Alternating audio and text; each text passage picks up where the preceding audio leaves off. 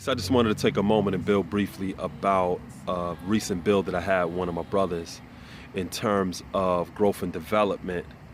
And one of the things that I was talking to him about is how important it is for us to never beat ourselves up.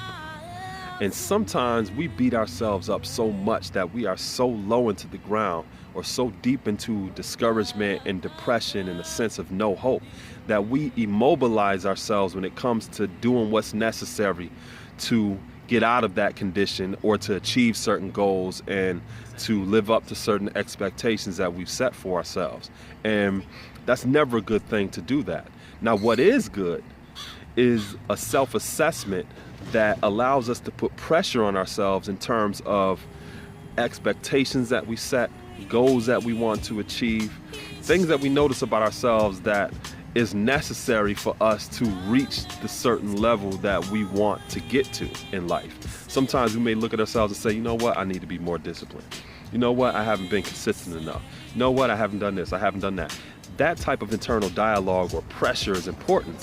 What's also important is to surround ourselves with a network of people who can also put social pressure on us in a positive type of way.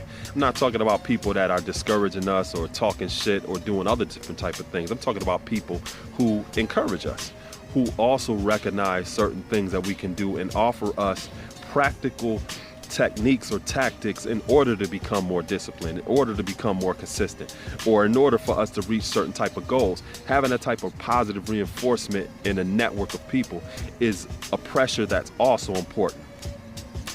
But regardless of that pressure, what's more vitally important is the process itself. That pressure means nothing if we're not going to have process conversations where we can consider what we need to do to be more disciplined. So yeah, we may sit there and assess ourselves and say, you know what, I need to be more disciplined, but that means nothing if it never gets to the point where we can discuss internally or even seek out resources where we can become more disciplined. So that's taking things from a state of knowledge into wisdom. Wisdom is the application of that knowledge. So us being aware of certain things about ourselves is not enough. We need to do something about it.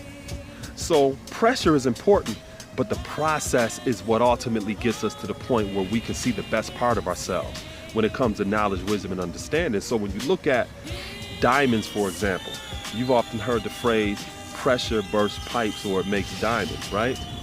The only reason that diamonds become diamonds is because of the process. And that's the thing that I was emphasizing to my brother, is that we need to have more conversations geared towards process, not just assessment or pressure. We need to have more process conversations, and we also need to surround ourselves with a network of people who can have process conversations, who can show us tactics and techniques of how to get to where it is that we want to go in life. So this was inspiring, it was empowering, it was educational, and then gave those of you some insight that may find yourself in a similar state in terms of our growth and development. Pressure is important, personal as well as social pressure, when it's positive.